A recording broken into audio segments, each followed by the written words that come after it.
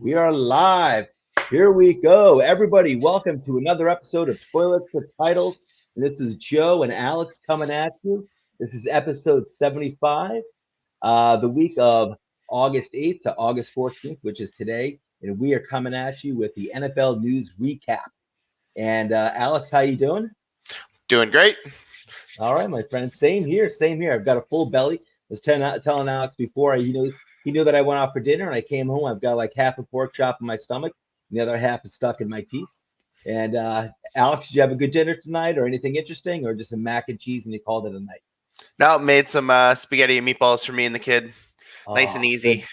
Good man. I like nice and easy, and I love spaghetti meatballs. I can't go wrong with that. That's awesome. So everyone, the viewers out there, the parents are away. They gave the kids the keys to the Cadillac. Alex and I are running. We're two of the newest guys on Toilets and Titles. We're running the show tonight. So, I think we're going to intentionally make it scary. We're going to really go crazy tonight. So before we get into our recap and just of like some of the more important news over the week, like injuries and good performances and stuff like that, just where you can find the show, otherwise referred to as the bells and whistles by me. First of all, we have our brand new website that we launched August 1st. It looks awesome. Really, really proud of it. Looks fantastic. Obviously, it's called toiletsandtitles.com. You got all of our videos there. I've got all of our articles. We've got more and more articles coming out all the time. And it's where you can come. It's like one-stop shopping for NFL and fantasy content. I absolutely love it. I was so proud of it when it first launched. And even before it launched, when we were seeing it behind the scenes and Andrew Campy was sending us links, and it looked so darn good. Looks very professional. Yes, very. Absolutely. And so also where you can find the show, besides our website, of course, is Apple Podcast, YouTube, Podbean, Spotify, and Facebook, where we have 2 pages. That is Toilets to Titles, as well as When a Family Breaks, which is dedicated to the trading of sports memorabilia. Very cool. Check it out. And please don't forget to hit that like button, subscribe, hit that bell, and give us that 5-star Apple review. Even if you're not on Apple, take 30 seconds to go over there, give us that 5-star review. I promise you we're worth it. We deserve it. We're a great bunch of guys. We work really hard and we give good content. Hey, who's the third contributor back there? What's his or her name? That's Bell. Oh, Bell. I like it. Oh, yep. There we go. I like that. Hit that bell. Well, my dog Melvin's chilling out right now, but he's known for jumping in on podcasts and usually trying to whine or talk or something to me right now I think he's all pooped. He's lying down like 10 feet away from me. And last but not least, patreon.com/toilets and titles. Go there. You can learn how you can further support this show. All right, so let's dive into the news for this week. And it's a big one. We're leading off with some more recent news, kind of breaking today, if you will. And I think on a positive note, Justin Fields. Chicago's Bears fans, listen, it's his first game.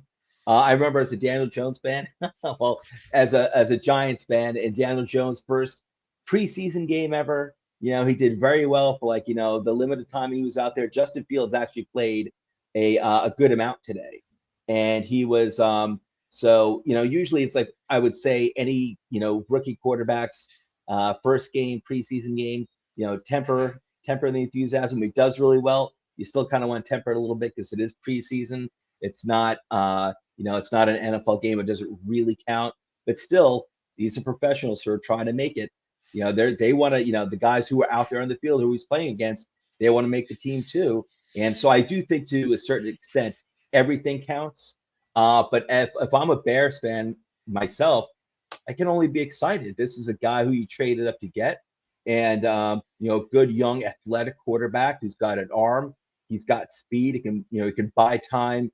Got good pocket presence, and so he can extend plays with his feet when he's not possibly running for a first down himself, which he was actually good. He put on a good running performance in today's game too. Any thoughts at all about him, Mr. Young Justin Fields, who had 2 touchdowns today? He went 14 for 20 with 142 passing yards. That's a nice sample size. He had 20 passing attempts, 14 for 20, 142 passing yards. There's a 7.1 average per completion, and a 70% completion percentage. That's very good.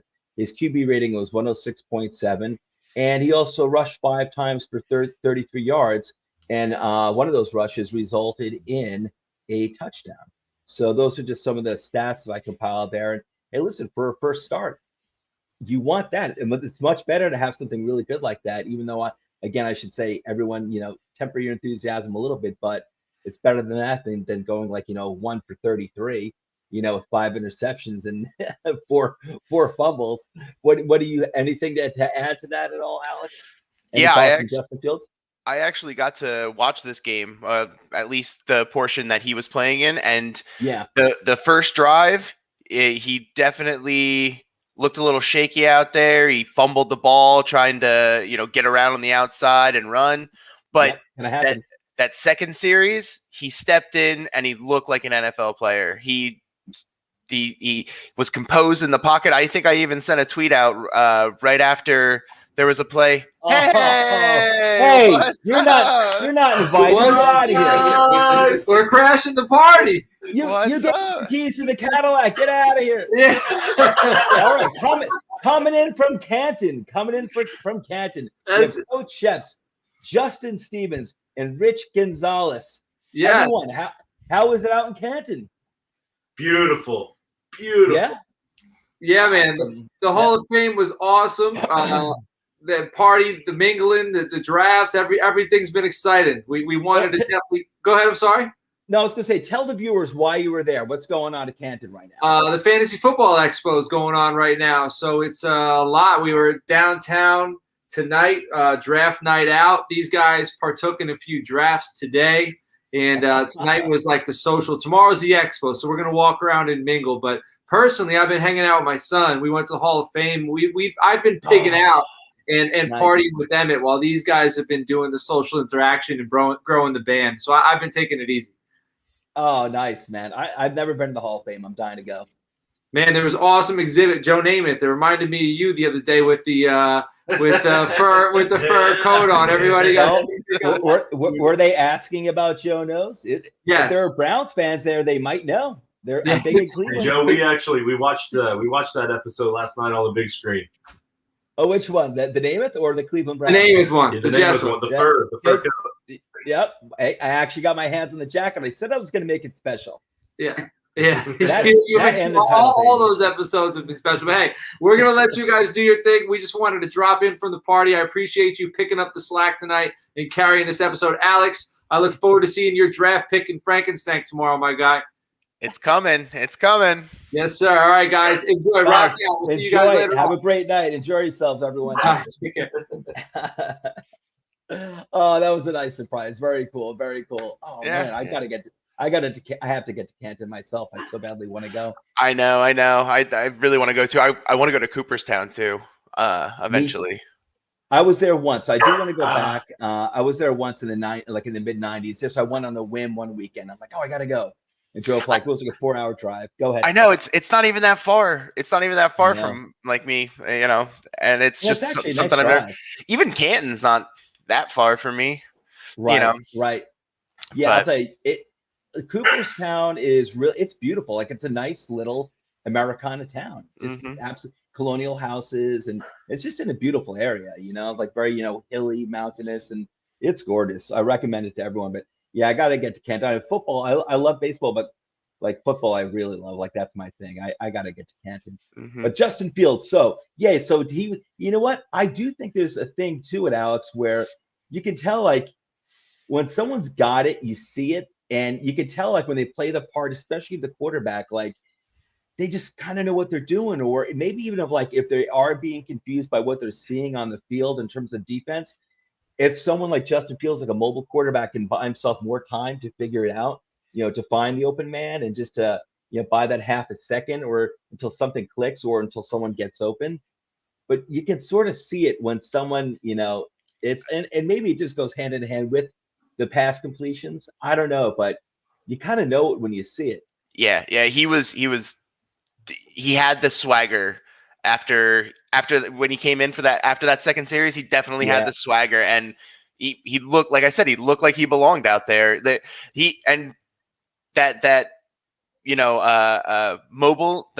to him. He rolled out of the pocket collapsed on him. He rolled out, and It looked like he was going to run for the first down, but there was a, defender coming down on him, and he just like quick pulled up right before the line of scrimmage and just like dumped it right over top of his head, right to a receiver on the, on the boundary and for the first down. It was beautiful. It was nice. But I have very conflicted feelings because I'm a Packers fan and I don't want to have to deal with that. But he looks so good out there. I love watching these young guys just ball out. I know, me too. Because you're like, hey, this is the next generation. This is a guy I might be seeing for the next 15 years. Could wind up being like, just great rivalry in your division. And for those who don't know, Alex is a Green Bay Packers fan, but I also have conflicted feelings too because I'm never a hater. I don't hate other teams. I don't trash talk other teams. I don't. The only players I dislike are those who are like I think are just miserable people for one reason or another. Just whatever. Won't go into the details, but it's the quality of the character that bothers me. It's but the thing with Justin Fields is as a Giants fan, like I don't wish failure on the Bears normally. I don't care. Really, just you can win all your games, just don't beat my team. But we have their first round pick next year for 2022, so I want it to be, as valuable as possible. So, hey, here, I'll tell you what, Bears fans, and I don't want, like I said, I have a lot of respect for your organization. I love your history. I grew up in the 80s. I remember those teams from the 80s. Justin Fields, I hope he has a great year this year, but I hope your team doesn't do well, just so my team can get a great draft pick next year from you guys. After that, you can win the Super Bowl next year. Just have a bad year this year. It's a bad record. That's all I'm saying. But Justin Fields can kick butt. Go ahead, Justin Fields. So he's looking good. Bears fans, you have to be excited. And I'll tell you, I remember watching, because I do like seeing fan reactions for certain draft picks, and Justin Fields was a huge one in the first round. Obviously, they traded up to get him, and I know they were so down with Mitch Trubisky and the front office in general and Nagy. And I'll tell you, all the Bears fans' reactions that I saw when they made the trade up with the Giants, and they knew what was coming.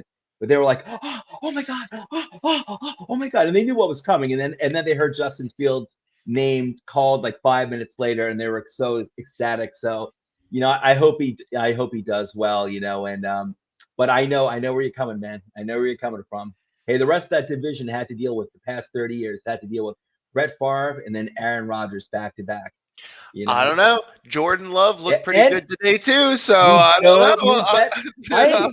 I'll tell you one thing. I was actually with Jordan Love, Alex. I was like, you know what? When they made the pick 2 drafts ago, I was like, you know what? And I was actually sort of like in a what is it called? Like a Zoom with like 12 other guys of like friends of mine who we're in a fantasy league together, and we're watching it from each of our own homes. And one of them was a Packers fan, and his name is Mike. And Mike was on it too. And I remember when they picked Jordan Love, and I'm like, Mike was just like, he had like a defeated feeling, like deflated. And I mean, it's easier for me. I'm not a Packers fan, just an outside observer. But I actually was like, you know what? I get the pick. I'm like, it's not like it's not like you're drafting him number 1 or something. Or I forgot if it was like the middle of the first or late first round. It was late first round, and they traded up for it. They traded up 2 spots for it. 2 spots, no big deal. But it was a late. I mean, the Packers are always drafting late anyway, because they always have. Yeah, it was like 29th or something. They're always like 12-4, 13-3. A bad year, the Packers are like 11-5. So they're always drafting. But I'm like, I get it. If you like, because I give teams a lot of leeway when it comes to quarterbacks. If they're drafting someone, a quarterback, I give them a lot of leeway because they feel like this guy fits for many different reasons, and a lot of times it's also culture too. So in terms of like that quarterback fitting that team's culture. And I'm not saying I was a fan of it. I was just that I got it. I'm like, I think it's a pretty cool move. I thought it was a ballsy move that they took, because Aaron Rodgers, is getting older.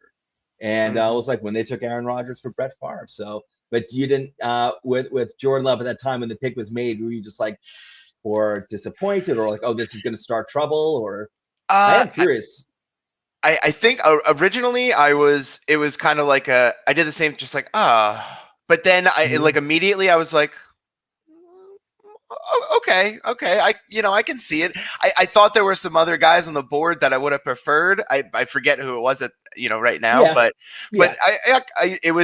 there's a meme of oh my God, Alonzo Mourning. He's sitting on the bench and you see him I know what you're talking about. Yeah. Like, yeah, that's exactly how it was. It was split second. Like I was like, oh, okay. That's it reminds me of my feeling exactly with Kadarius Toney pick this year for the Giants. At first I was like, most Giants fans too were like, what? And then after a few seconds, I'm like I couldn't tell if I was drinking the Kool-Aid really fast or if I was like, or actually rationalizing like, all right, I can see him fitting in the offense actually. We'll see about that. But yeah, listen, with Jordan Love, I got it. Me, myself, I was not a hater of that pick. I'm like, you know what? This is a pick for your long-term future. And, if he works out, only time will tell. I mean, you have to get quarterbacks on the field and, nothing's written in stone. No one knew how good Aaron Rodgers was going to be until he was actually on the field a few years later. And then guy won a Super Bowl like his first year pretty much. Yeah. So, and I thought Love needed some development anyway, which is why I was kind of weirded out where they took him. I thought maybe they could, he would fall to the second, but because he did need that development. But that was, I think that was the me going, oh, okay, well, he's going to sit behind Aaron Rodgers for a couple of years, get that mentorship from him and see how the game's played, and from one of the best, and then when that time comes, we will be ready to move on and look forward to the future. I'm not completely bought into that. Like, just because you draft a quarterback in the first round, that you have to start him the first year because of contracts. I don't see it that way. Like if the guy, when he eventually gets his chance, say like year 3, then, you'll see what he's got then. But at least he'll get, he did need time in the NFL before he starts. He wasn't ready to start. He was not ready to start. So I thought it was a good move. But anyway, moving on, Justin Fields. Great first game, Justin Fields. Great first performance, I should say. And also, I did support the Jordan Love pick up by the Packers. So it's all good. Drew Lock. Here's another player I want to discuss real quick. Listen, there were a lot of games tonight, and we're not gonna, there's a lot of like late breaking news on performances today. Like Trevor Lawrence didn't really do much, but it's his first game. Like it's not a big deal. Zach Wilson, who weren't going to touch on either, had a pretty good game. He went like 5 for 7 for 63 yards, but these aren't performances that really stand out. But I did want to talk a little bit about Drew Lock, as this is his 3rd year he's going into now. And me, myself, he did have a good game. Let me check my notes over here. So he went 5 for 7. It wasn't a lot.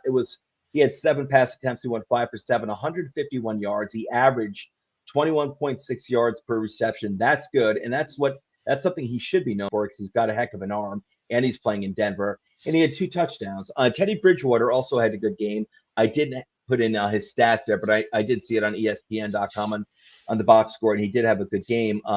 But Drew Lock, this is obviously an important year for him too. I believe it's his 3rd year, and he's getting. I think he's got a really good offensive coordinator in Pat Shurmur, who's known to be a quarterback coach, a very good groomer of quarterbacks.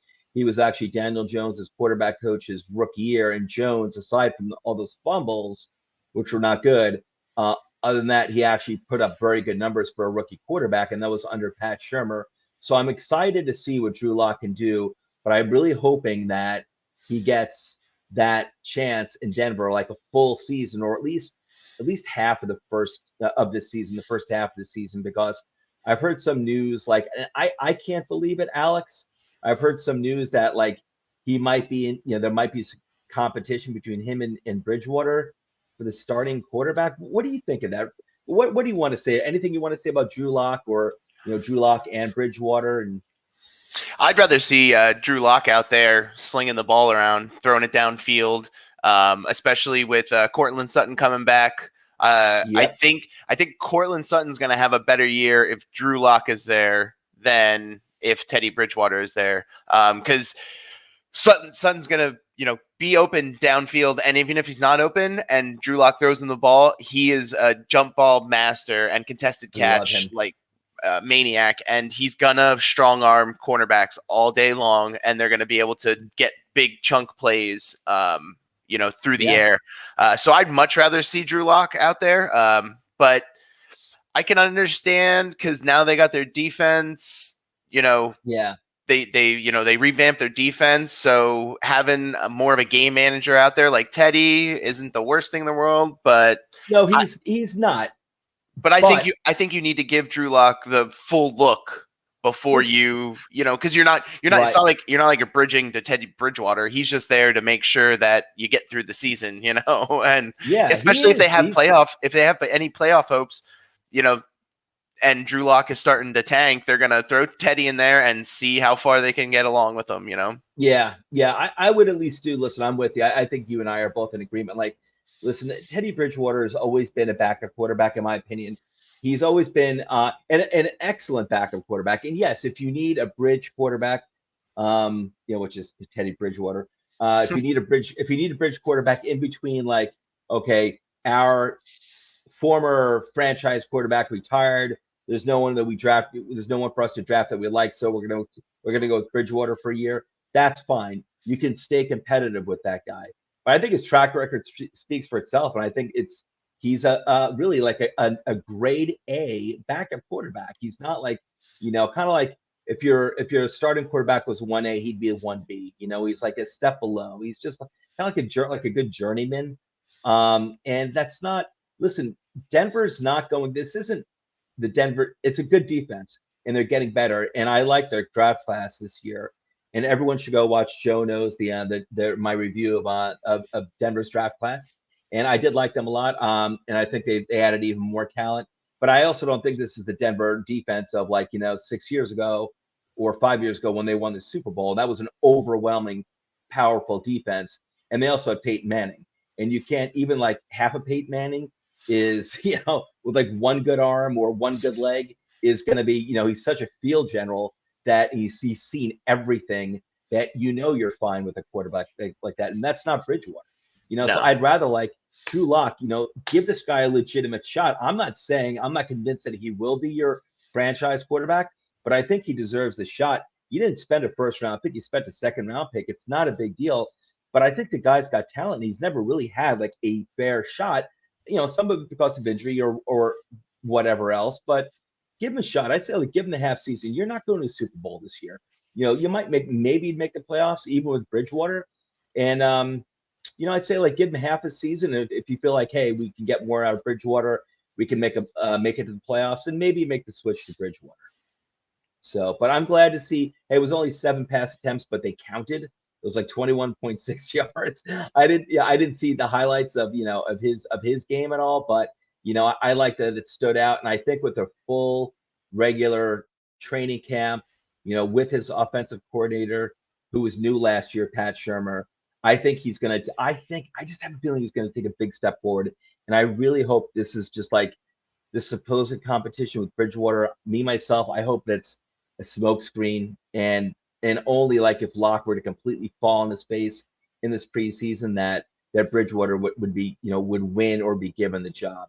For me, I just hope, Locke, as long as he's not tripping over his own feet, that he gets the chance to start because Bridgewater is a bridge quarterback. Okay, moving on, Saquon Barkley. All right, so he is off the PUP list. He is able to practice. That is good news. I like all the good news we're starting off with here, Alex. I like it. It's good news. I like it. Now we're starting. Games are being played now. People are playing. We're getting performances to take a look at, get a flavor of these quarterbacks and these other young players. Some more good news. Saquon is off the PUP list. And he's able to practice. Giants are taking it easy with him. And I don't think there's a guarantee, nor should there be a guarantee as a Giants fan that he's going to be starting game 1. But I think there's a decent chance. We'll see. But, I think the Giants, I pray to God they're going to take it easy with him in terms of when they feel like he's really ready to go, that, okay, they'll let him go. But they have to feel 100%, secure about the knee. The doctor's got to give the blessing and everything. And hopefully we'll see him out there sooner than later. But I don't know, maybe he'll wind up being out there week 1. But if not, I think he'll be out there full time by week 3. Any thoughts? No, I like seeing him back. That's always a step in the right direction. I'm tempering my expectations though. With a young running back like that, you want to get as much out of him as you can. So I don't think they're going to rush him back if he's not ready. So if he's out there week 1, I think that means that he's ready, you know. But I'm tempering my expectations. I'm figure week 3, I think, is where I'm sitting. Yeah, I mean, they need him. They need him bad because he's by far the best player. Yeah, and I think as a Giants fan, I like some of the moves they made, like bringing Galladay in, and but the offensive line is, you know, a huge question mark as always, as it's been for the past 10 years. You know, the young quarterback is a question mark. You know, and having Barkley there, I'm just afraid that there's going to be temptations to get him, you know, to have him play full time because there's so much riding on the line in terms of jobs that, you know, and also Saquon's the type of person too, that it's, you know, it's nothing against him. I love him. I think he's a high character guy, but he's also the type of guy I could see, you know, not being completely honest about how something feels and trying to get that early to help his team. So hopefully he wouldn't do. I'm not saying that is what he would do, but I see him being that type of guy who's like, I got to get out there and help my team, you know. And but I don't know. Hopefully I'm wrong about that, and hopefully when he comes back, you know, I'm ultimately just worried too about this guy. He's a big dude, you know. He's not thin, you know. He's not light. No. He's like a linebacker who's playing run back. He was playing running back, and you know the way he violently, you know, cuts and jukes and, you know, and jumps, and you know, it's pretty scary. For me, it's pretty scary, but it's good news. He's moving forward. It's positive. And, you know, I'm definitely looking forward to having him back. And when he's back, hopefully he stays on the field the entire year because God knows my Giants need him big time. And yeah. Go ahead. I was going to say, and it's nice to see this progression too, because what was it, last week or 2 weeks ago? They were like, oh, he's definitely not starting before week 3, you know, or he's not going to be back before week 3. And then they were like, it's going to be a couple weeks until he even practices. And then he was back at practice all of a sudden. Yeah, it must have been last week. And then he was just back at practice. We're like, oh, okay. That's cool. That's cool. Yeah, he's practicing. I don't know if they're going to be playing in the preseason games, but I really don't care about that, to be honest with you, nor would I. They should. So just practice and, you know, just get to those games. If you could start game 1, great. God, they could really use you. But all right, so moving on. That's good news on Saquon. Please get healthy, Saquon. Okay, Carson Wentz and Quenton Nelson. So if anyone's been following, actually, the two of the stars on the Indianapolis Colts are Justin Stevens, Indianapolis Colts. Carson Wentz and Quenton Nelson, pretty much on the same day, it seemed like, they were diagnosed with these foot issues. I forgot exactly what the issues were. But apparently it was the same injuries. They had the same foot injury. It was a broken bone. Okay, and so they both had to get surgery. And I remember the first reports were like, these guys might be out for the entire season. And then we were hearing just a few days ago, earlier this week, that they may be ready for game 1. What do you think? What's going on? Do you think that's possible? I don't even know the nature of the injury, to be honest with you. Go ahead, Alex. I'll believe it when I see it, especially with Wentz. Quenton Nelson, I think he wants to get back on the field sooner rather than later. He said, you know, if he can, he's going to do everything in his power to be back at the shorter end of that time frame. But with Wentz, he's kind of a cupcake, so I don't think he's going to be back, you know, for week 1. I'm not saying he's starting. I actually made a board bet with Rich saying he won't be back before week 1, so that he won't start week 1. And I assume Rich obviously took that he's going to start week 1. Yep. Yeah. Yep. We'll see. It's like, it just seems so weird that, you know, and a lot of times the initial reports are just baloney anyway. Like, it's just like blown out of proportion. We need clicks, you know, and it's like, well, they could be gone the entire year or to like week 11 or whatever. And here we're saying miraculously they might be here like week 1. Like, you know, I don't know. I have no idea what to make of it, but I'll take the second report, you know, at face value that these guys could be ready week 1. And that even if they're not ready week 1, they're going to be ready at the beginning of the season, maybe week 2. You know, and maybe, like you said, maybe Wentz a little longer because he does have a very long history, injury history. maybe he'll be back like week 2 or 3, week 3. You can survive that. Colts are a really talented team.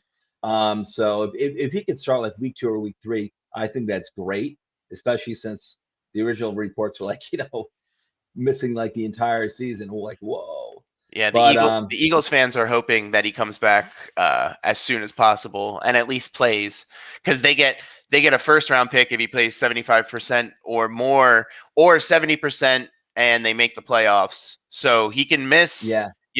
I think he can miss like 3 weeks, but as long as they make the playoffs, then the Eagles still get their first round pick. So I live in Eagles country, and I hear it on the radio all the time. Like, oh, that freaking guy better get out on the field. Like, Frank Reich's gonna screw us, and now I'm hoping he doesn't get on the field because my team's in their division. yeah. But yeah, no, I hear it all the time. Them, bitching and moaning about him. Alex is giving us the secret info from Eagles territory. I love it. He's my plant. Well, job well done, Alex. Okay, so moving on to Deshaun Watson. Now, I grew up in the 1980s, and a really popular drama TV series in the 1980s and the late 70s was Dallas. Now, the new one for this century could be called Houston. And we've got Deshaun Watson. Now, it's not his fault that organization basically self-imploded itself over the past few years. But, man, Deshaun Watson, holy cow. What was the news on him? Okay, so, all right, so he's back at training camp. And now the Texans say they do want him to be their 21 starter. And not long after that, John McClain of the Houston Chronicle tweeted that Watson will never play another down for the Texans. So myself, Alex, I'll just lead off. Like, I have no idea what to make. I mean, if I'm the Houston Texans, I want him to start at least for a little while to increase his trade value. And Deshaun Watson better settle these things as quickly as possible, assuming that there's no type of jail time involved where he's just like paying out his entire salary for the rest of his life. But he better settle these things. But yeah, if I'm Houston, I want him back to start at least a few games, and I would try to unload him as soon as possible. But Jesus, I mean, I don't know, where's this thing gonna go? It's such a drama. I have no idea what to make of it. Like, it can go any which way. Is he gonna even be suspended for a year? Is he gonna, will teams offer 2-3 draft first round picks and anyway out of desperation, out of competition with other teams? Like, I have no idea. But he has been practicing. Texans say that they want him to start, which makes sense. But we're looking at apparently a quote that he will never play for the Texans, even though he's practicing. Any thoughts on the Watson drama? Well, yeah. And who killed JR? Who killed JR, Alex? Go ahead, Deshaun Watson. So he is at practice, but he's not. He still has not taken a rep as a quarterback. They had him standing out, pretending to be a free safety for a while. He's been like kind of with the quarterback group, but not really with the quarterback group. Yeah. There was a day he just like disappeared and went missing. It's a whole. Yeah. And now there's criminal complaints being filed with the Houston Police Department. Yep, that came out last week. So criminal complaints against him? Yeah, from these that changes from these girls. Yeah. So that's why like a lot of people have been waiting to hear, if Houston PD is going to file, charges on him, but I think they're still filing through all the data and the complaints and everything else and still making their case and whatnot.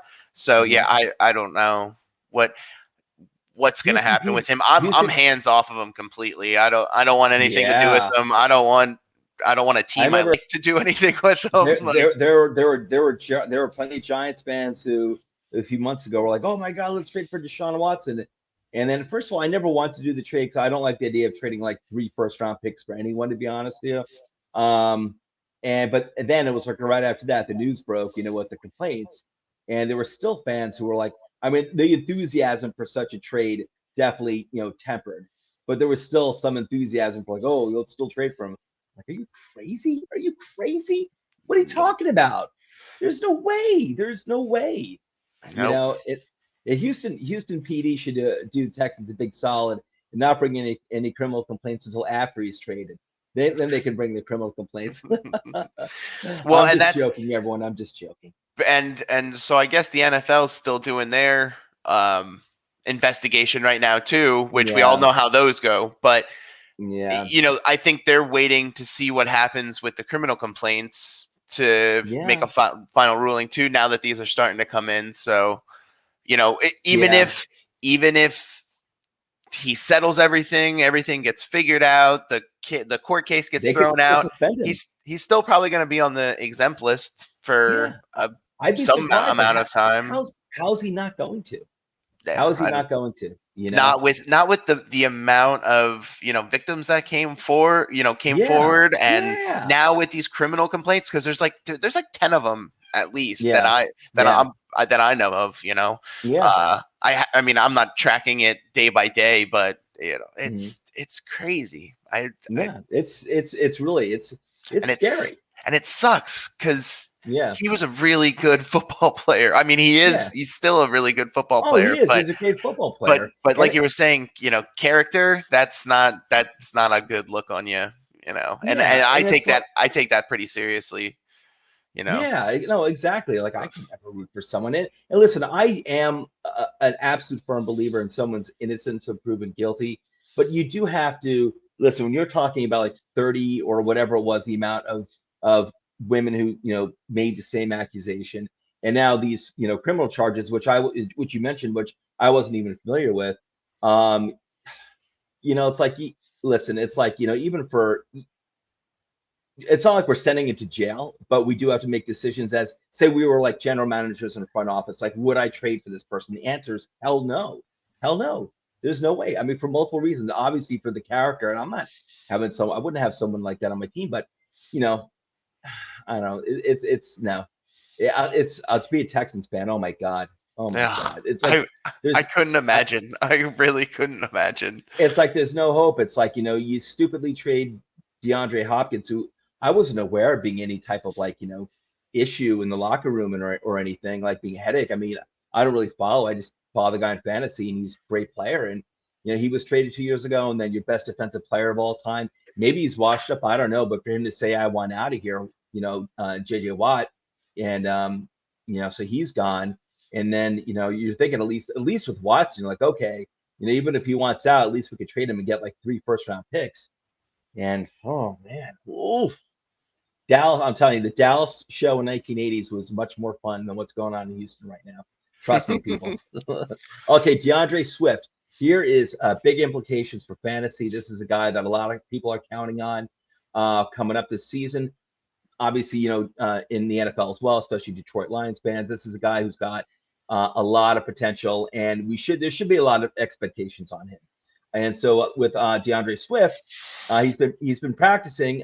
He's missed a lot of 7-on-7 and 11-on-11 work. He's nursing a sore groin, but he is out there practicing. Any idea if he's going to be out there, if he's expected to be playing week 1? Or from what I can tell, he's expected to be ready for the start of the regular season. But he might not be playing all that much in preseason, which I don't think is a big deal, especially for a second-year running back. No, I actually didn't even know he was nursing a sore groin, so I don't think it's that big of a issue. But I didn't even notice he was, you know, missing any practice work. I didn't see anything come across my, you know, screen. Yeah, I don't think it's anything to be worried about yet. No. I would just say we'll move on from him pretty quickly right now, because I don't think it's anything just something to keep an eye on, people, because it is big fantasy football implications with DeAndre Swift. He would be one of the top running backs, you know, taken probably, you know, within the first 2 rounds. So definitely big implications with that guy. Keep an eye, but I would say right now, keep an eye on it. Don't be worried about it right now. And now Jamar Chase, our man Jamar, all right, the first wide receiver drafted this year. So apparently, you know, growing pains for Jamar Chase, as was written about him, was that Apparently, he has, quote, not shown as much separation as you'd hope in training camp. And I checked the numbers on him in tonight's preseason game for the Bengals. I mean, I don't think Burrow played today, or at least I don't think he played much. And Jamar Chase only had like 1 catch, but it was only like on 2 attempts. And I think it was so I don't think Chase was really out there, but I don't know. Is this like something you'd be worried about? I mean, Jamar Chase, the thing about Jamar Chase, and there was a whole slew of players, especially in the first round, that were drafted this year that took the COVID exemption last year and they didn't play. And, that's, as if I were GM, it's something, it's something I might have hesitated on some players where I didn't have 2020 film on them.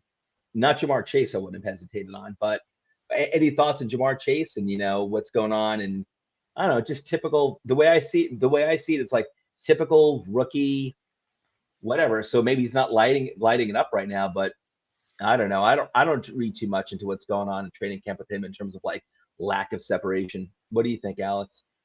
No, I'm not worried about it either. Yeah, he's going to be an elite talent, and those guys, they even if they're an elite talent, they still take time to acclimate to the size and the speed of the game. Yeah, like because even AJ Brown, it wasn't until the second half of his rookie year that he really started, popping off. But he's not. These guys, they don't need to be elite separators either. They don't need to be the speed guys down the seam. They just need to be able to catch the ball when it comes to them. And Jamar Chase is going to go up and get the ball. And I don't think there's going to be an issue with him. I like Jamar Chase.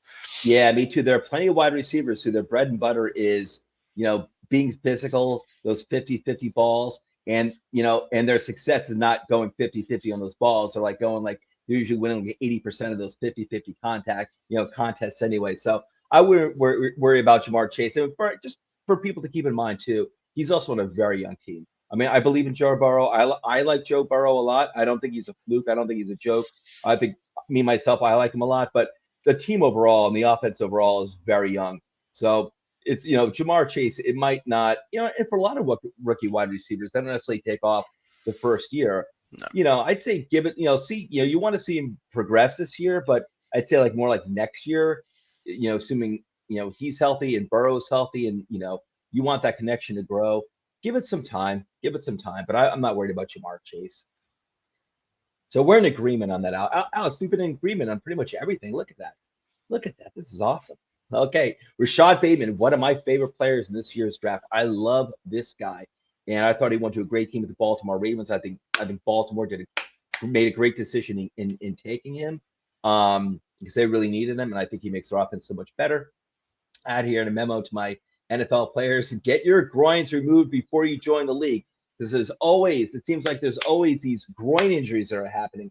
They're in the way all the time, so I might as well just get them taken care of and removed, like a wisdom tooth. Get your wisdom groin taken care of. Get it removed before you join the NFL. And so the story this week was that, Rashad Bateman, there was an injury. He pulled up while running a slant against their cornerback, Peters, and then he fell immediately to the ground. Apparently, there's going to be groin surgery, or there has been groin surgery, and there's an early September return time expected. So it doesn't sound like, he's really going to miss all that time if he's coming back in early September. I don't know exactly what early September means. Maybe that means like the second week of or the third week of the season. But still, missing training camp could hurt. You're a rookie, first time in the NFL. You're learning your offensive scheme. You're, getting familiar with your quarterback. So it can set you back. But I don't know. In the greater scheme of things, what do you think, Alex? I don't like I'm missing, the majority of camp. That usually sets him back pretty far. I think Bateman will be good eventually. But he needs time to develop that chemistry with Lamar Jackson, especially because Lamar Jackson's not the most natural thrower. Right. And so those, and because Lamar Jackson gets out of the pocket and moves around a lot, you have to learn to account for that. It's like Aaron Rodgers, wide receivers. They know that as soon as you get done with your second and a half to your route, and no one has the ball, you got to start moving around the field and moving back towards him, and because he's going to be looking for you. So I think that's going to set him back a little bit, but eventually maybe he'll be maybe he'll come on at the end of the year, maybe he'll even be able to still develop that as the season goes on and come on at the end of the year. I don't know for sure, because they're not a big passing team either. So, but yeah, I don't know. We'll have to wait and see with that one. It's kind of because I guess he was having a good camp too. So it kind of sucks that we're not going to see any more of it. I could see it on the flip side too, where I actually could see him making an impact, assuming he were healthy. I could see him making a good positive impact. I'm not saying like Jefferson of last year in the Vikings, like 1,400 yards, but I can see him making a good, having quite an impact, because he was a polished route runner, and he could basically be deployed anywhere. But the thing with the Ravens are they're such like a he could be such the missing ingredient for that team, because they've got the running game, they've got the tight ends. I love that. Like, they really incorporate their tight ends, and they've got Watkins there, who I think is a great number 3 wide receiver. It could be a really good number 2 wide receiver too, but I think Watkins is a good number 3 wide receiver. You got Hollywood Brown there, and Lamar Jackson is just such like a weapon himself that I think it could also make things. Your points are perfect. I agree with your points exactly what you said about the difficulty of him adjusting with Lamar Jackson as quarterback, but I also think it can make it easier for him too, because Lamar Jackson is not easy to cover. I mean, the guy does have a strong arm. You have to be worried about what he can do with his legs.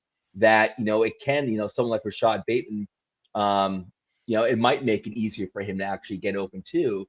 But I agree with your points. And I can't wait for him to get on the field and start working with Jackson on a consistent basis, because I think RASHOD BATEMEN really can be that missing ingredient for that offense.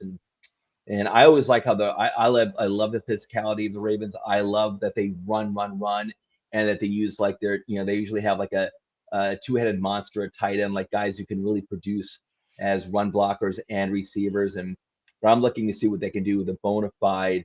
I don't know if Bateman would ever be an elite number 1 wide receiver, but I think he can be a true number 1 wide receiver. And I'm interested to see what he can do, but might hurt him. Aaron Jones. Okay, Aaron Jones update. What do we have going on? Aaron Jones, hamstring injuries. I told him to get that hamstring removed before he started his NFL career. He didn't listen to me. He did not listen to me. Your boy, your Green Bay Packer, didn't listen to me, Alex. What are we hearing about Aaron Jones? Any big update? Is this hamstring injury, these things can linger with hamstrings? It could also be not a big deal, where it's just kind of tweaked a little bit and it can go away in a week, maybe 2 weeks, and it's not a big deal. This guy doesn't really need training camp. He knows what he's doing. He was a young veteran. He's been around for a few years, and this guy's obviously produced at a very high level for 2 years in a row now. Any concerns with Aaron Jones right now? I don't like to see it, because it's a hamstring, and like you said, they can linger. But it seems that they're holding him out. I haven't heard too many updates on it, so that usually means that it's going well, because no one reports the good stuff. So I didn't see any updates, up from any new updates from past 4 days ago. Yeah, I think 3 or 4 days. So I'm with you, Alex. I don't think it's a big thing. No, I'm not letting it affect him. Fantasy wise, I'm still taking him as a top 5 back. I mean, I still would, because it didn't seem too serious even when it happened. They said, they said minor, but like I said, you don't want to see that at all, because he needs those to run.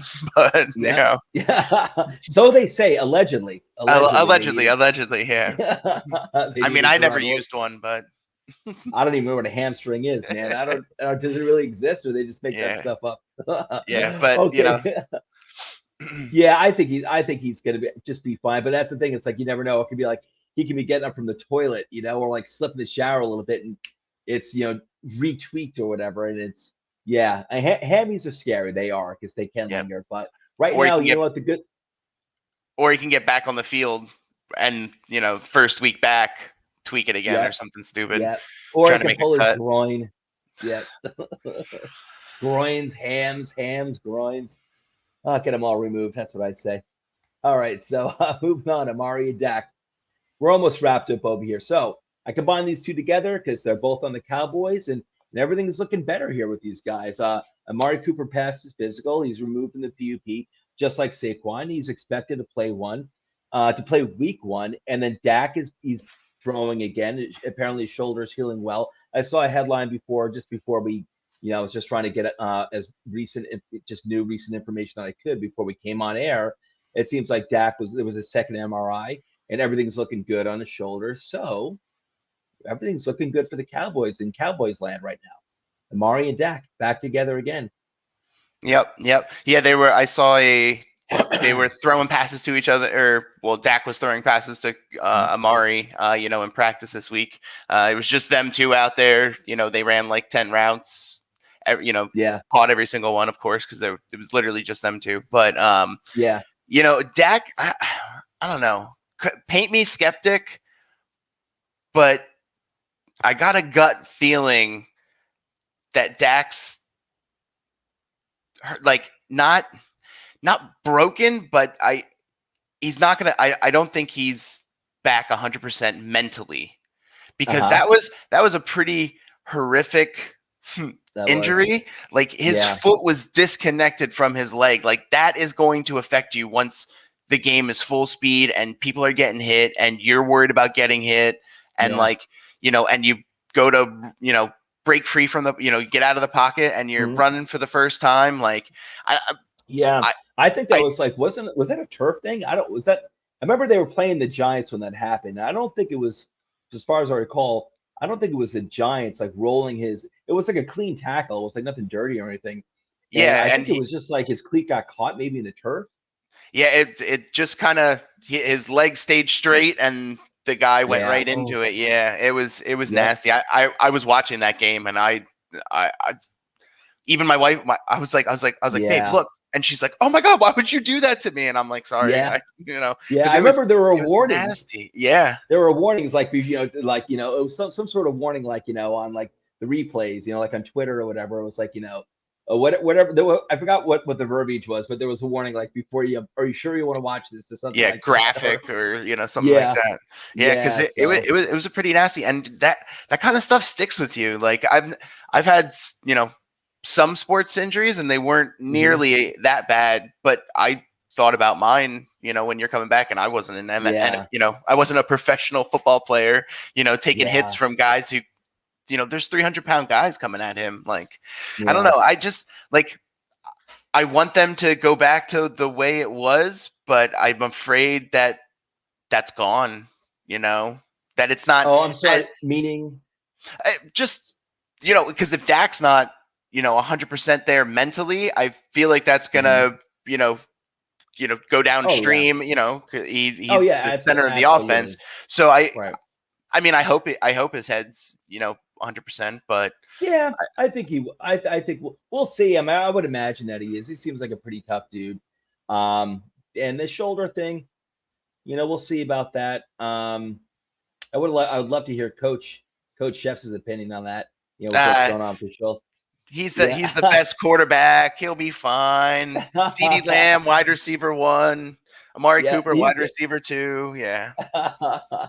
We'll see. Listen, I think I think Dak's a good talent, and we'll see. Listen, as long as that leg after that injury, if that leg is okay, everything else should be okay. Dak might be coming back sooner than some guys with hamstring injuries. So the way those things could linger. And last but not least, our boy Elijah Moore. I think Elijah Moore is like the most well-loved like prospect coming out of it. Seems like everyone loves Elijah Moore coming out of this draft class. Everyone's really high on him. Everyone's always got like, whenever you drop the name Elijah Moore, they're always like, "Oh yeah, I like that guy a lot." But with Elijah Moore, the news on Elijah Moore was he had a minor quad injury. So we started off with good news with this episode. We're going through like the injuries and some injury updates, but he had a minor quad injury. But what I saw was that, and you and I were talking about this before we went live, was that it didn't really seem like it was a big thing. And the only reason why I included it is because there's a lot expected from him in terms of what his ceiling is. Like whether he reaches that this year or he starts reaching that next year, this guy has so much potential, and he's going to be, I think we both agree he's going to be a big, huge part of the Jets' future and their rebuild now that started now with their new quarterback Zach Wilson. That I decided to include it anyway, but he had a minor quad injury, but it doesn't seem like from the latest update that I saw before we went live, Alex, that it doesn't really seem like it was anything to be all that concerned about. Yeah, he had. He was. I think he had. He went and got an MRI, and there was nothing serious. Any serious injury. So yeah, I think it's just a strain. And he's been lighting it up at in camp. I mean, it was camp and practice. I don't think he played today. I could be wrong about that. I didn't check. I assumed he didn't play. He did not play. But I know the Jets, coaches and front office and their media, just the beat reporters that follow them, everyone's been praising him, praising his performance. So he's looking like a real keeper. That guy, man, what a steal in the second round with that dude. What a steal. Great draft by the Jets, man. I was hoping the Packers were going to take him in the first round. He was my dream pick. He was my dream pick for the Packers.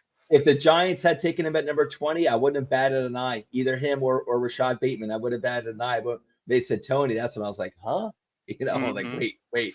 And but yeah, so believe me, if they had taken him at 20, I wouldn't have batted an eye. I think he's gonna be phenomenal. But everything has been really, all the news coming out of Jets camp with Elijah Moore has been super positive. And I think this guy's kind of a big career. But Jets fans, what Alex and I are trying to say with that quad injury is that it doesn't, as of right now, it doesn't sound like it's a big deal. Brought it up. I almost didn't even want to put it in because there's always a lot of injuries this time of the year in camp.